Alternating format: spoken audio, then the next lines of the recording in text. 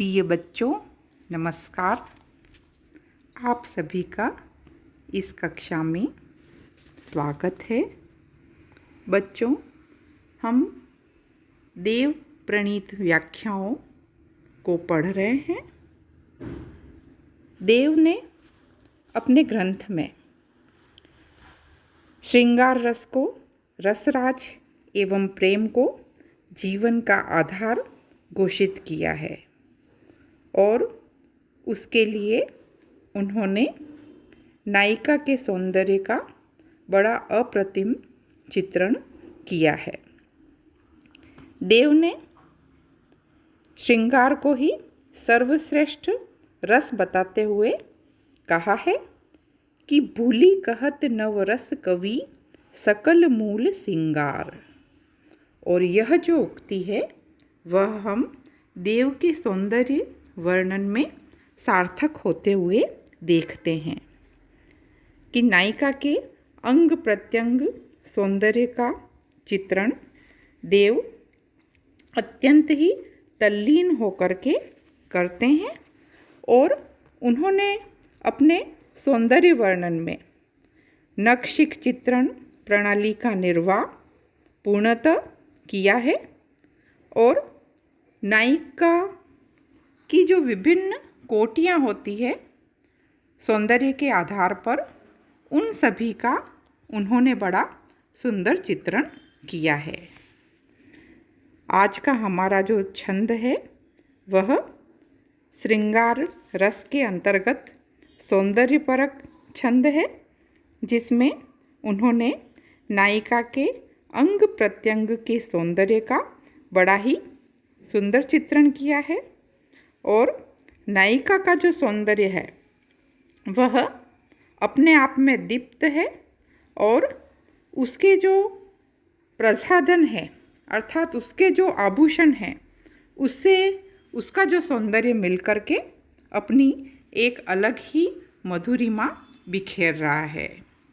तो यह जो छंद है वह आपकी पाठ्य पुस्तक में श्रृंगार वर्णन के अंतर्गत संकलित है, जिसका छंद क्रमांक 1 है।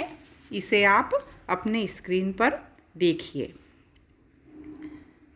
देव कहते हैं, जगमगे जो वन जराऊ तरीवन कान, ओठन अनूठे रस हासी उमड़े परत, कंचुकी में कसे आवे उकसे उरोज, विधु बदन लीलार बड़े बार घुमड़े परत, घोरे मुख सेत सारी कंचन किनारी दार, देव मणि झुमका झुमकी झुमड़े परत, बड़े बड़े नैन कजरारे बड़े मोती नथ, बड़ी बरूनीन होड़ा होड़ी उमड़े परत।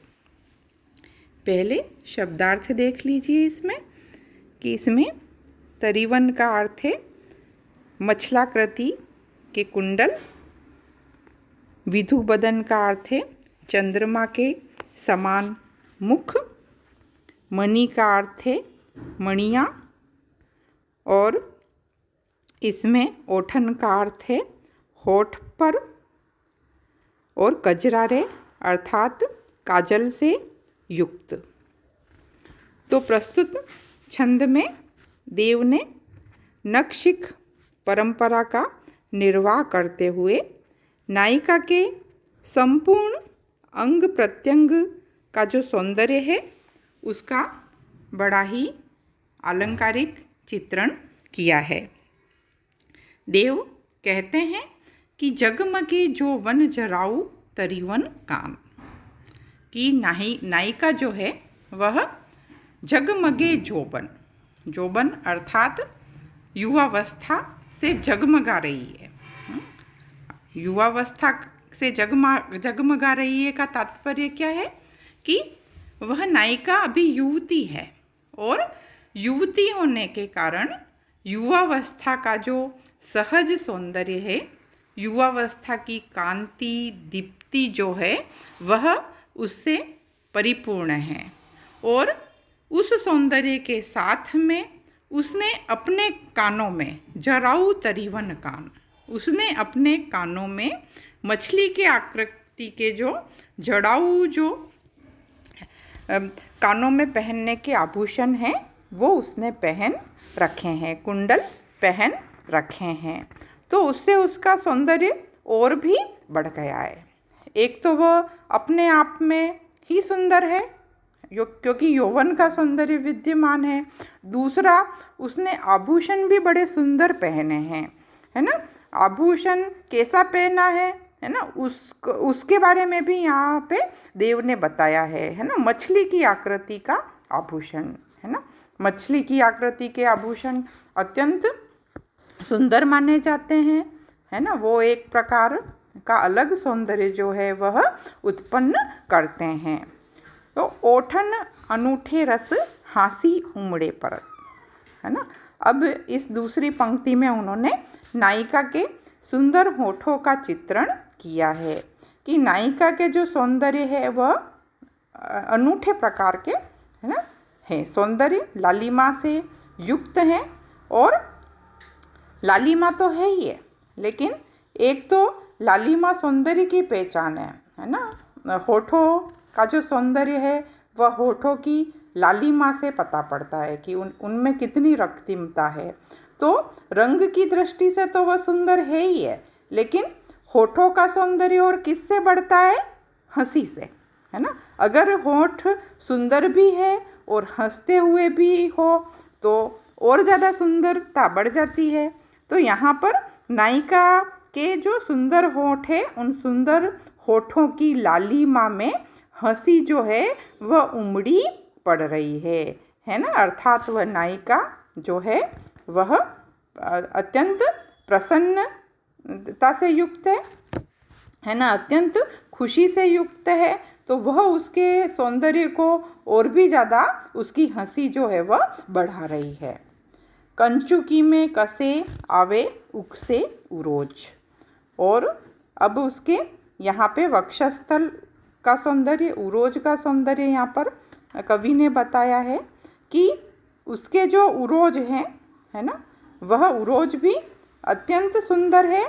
और जो उसने कंचुकी धारण कर रखी है ना, उस कंचुकी में से, है ना, उसके विकसित जो कसे हुए जो उरोज हैं वह उसकी सुंदरता को और भी ज़्यादा बढ़ा रहे हैं। विधु बदन लीलार बड़े बार घुमड़े परत, है ना। और नायिका का जो मुख है वो कैसा है? विधु बदन, है ना। वह नायिका, है ना, चंद्रमुखी नायिका है, और उसका बड़ा बड़ा जो ललाट है ना, ललाट भी उसका बड़ा है जो उसके सौंदर्य को बढ़ा रहा है ना। और उसके ऊपर बड़े बार घुमड़े परत, है ना। बड़े बड़े उसके जो बाल हैं, और बालों की जो उसकी जो अलके हैं वह उसके गोरे मुख पर, है ना, उमड़ घुमड़ करके आ रही है। अर्थात उसके ऊपर छाई हुई है गोरे मुख पर, तो उसका मुख बड़ा सुंदर लग रहा है। गोरे मुख सेत सारी कंचन की नारीदार, है ना। और नायिका जो है वह गोरे मुख की है, गोरा उसका वर्ण है, और उस गोरे वर्ण पर उसने जो श्वेत का अर्थ है श्वेत, सफ़ेद रंग की कंचन किनारी से युक्त साड़ी पहन रखी है। अर्थात श्वेत सफ़ेद साड़ी है, और उसकी जो किनारे हैं वो कैसी है? कंचन, है ना, सुनहली उसकी किनारी है। तो उसका सौंदर्य और बढ़ रहा है। उसका गोरा रंग उस सफ़ेद साड़ी में और भी ज़्यादा अच्छे से झलक रहा है ना। तो सुनहरा और श्वेत, ये दोनों रंग मिल करके और भी ज़्यादा सौंदर्य को बढ़ा रहे हैं। देव मणि झुमका झुमकी झुमड़े परत, और देव कह रहे हैं कि उसने जो झुमके जो पहन रखे हैं कानों में, है ना, मणियों से युक्त, है ना, वह उसके बोलने से जो हिलते हैं, है ना, तो उसका सौंदर्य भी बड़ा अप्रतिम लग रहा है ना। क्योंकि नायिका जब बोलती है तो वह हिल रहे हैं। बड़े बड़े नैन कजरारे बड़े मोती नथ, तो इसके साथ में नेत्रों का जो सौंदर्य है, उन नेत्रों के सौंदर्य का भी चित्रण किया है कि दो विशेषताएं उसकी, कि एक तो वह बड़े बड़े हैं और एक साथ में कजरारे, का तात्पर्य काजल से युक्त और बड़े मोती नथ, है ना, साथ में, है ना, नाक में जो मोतियों की नथ है उस मोतियों की नथ को उसने धारण कर रखा है, तो वह उसके सौंदर्य में और भी ज़्यादा अप्रतिम वृद्धि कर रहे हैं। और बड़ी बरूनीन होड़ा होड़ी हुमड़े परत, बड़ी बड़ी बरौनियों में ऐसा लग रहा है जैसे कि होड़ मच रही है ना, कि आंखें उसकी बड़ी बड़ी, है ना, और बड़ी बड़ी आँखों में, है ना, क्या है साथ में, है ना, उसकी बरौनियाँ भी सघन हैं अत्यंत। तो बरौनियों का सघन होना भी सुंदरता का परिचायक होता है। तो उनमें जैसे होड़ मच रही है ना। ये सौंदर्य का जो गतिमान जो चित्रण है, उस सौंदर्य के गतिमान चित्रण का यहाँ पे बताया है कि यह सौंदर्य स्थिर सौंदर्य नहीं है, बल्कि गतिमान सौंदर्य है ना। बोलती हुई नायिका, खुश होती हुई नायिका, है ना, तो खुश होते हुए, बोलते हुए, है ना, और है ना उसकी जो बरौनियाँ हैं उनके जो हाव भाव हैं वह इस होड़ा होड़ी से अभिव्यक्त हो रहे हैं। तो यह देव के सौंदर्य की सबसे बड़ी विशेषता है कि उन्होंने केवल स्थिर सौंदर्य का चित्रण नहीं किया है, बल्कि गतिमान सौंदर्य का चित्रण किया है। और गतिमान सौंदर्य ही वास्तविक सौंदर्य है ना, जिसका बड़ा सुंदर चित्रण यहाँ पे हमें दिखाई देता है। तो प्रस्तुत छंद में, है ना, पूरा नखशिख चित्रण का निर्वाह करते हुए सौंदर्य का चित्रण यहाँ पे किया गया है। इसमें हम अलंकारों को देख लेते हैं कि जगमगे जोवन जराऊ में वृत्त्यनुप्रास अलंकार है, और ओठन अनूठे में भी छेकानुप्रास अलंकार है। अनुप्रासिकता का सौंदर्य हर पंक्ति में हम देख सकते हैं, जैसे आगे भी उक से उरोज में छेकानुप्रास अलंकार, और इसमें श्वेत साड़ी में भी छेकानुप्रास अलंकार, कंचन किनारीदार में भी छेकानुप्रास अलंकार, झुमका झुमकी झुमड़े में वृत्त्यनुप्रास अलंकार, बड़े बड़े में पुनरुक्ति प्रकाश अलंकार, और होड़ा होड़ी हुमड़े में वृत्त्यनुप्रास अलंकार है। तो एक प्रकार से अनुप्रासिकता में देव सिद्ध हस्त कवि हैं, ये हमें उनके छंदों को देख करके महसूस होता है। और अनुभवों का भी बड़ा सुंदर चित्रण इसमें किया गया है ना, कि जैसे ओठन अनूठे रस हाँसी उमड़े परत, है ना, और बड़ी बरूनीन होड़ा होड़ी हुमड़े परत, है ना। इससे नायिका का जो सौंदर्य है ना, वह अभिव्यक्त हो रहा है। और इसमें देव की जो भाषा है वह भाषा साहित्यिक ब्रज भाषा है, और भाषा में, है ना, नए नए शब्दों को बनाने में, है ना, देव जो है वह सिद्धहस्त है, और यह भाषा की दृष्टि से उनकी बहुत बड़ी विशेषता है। धन्यवाद।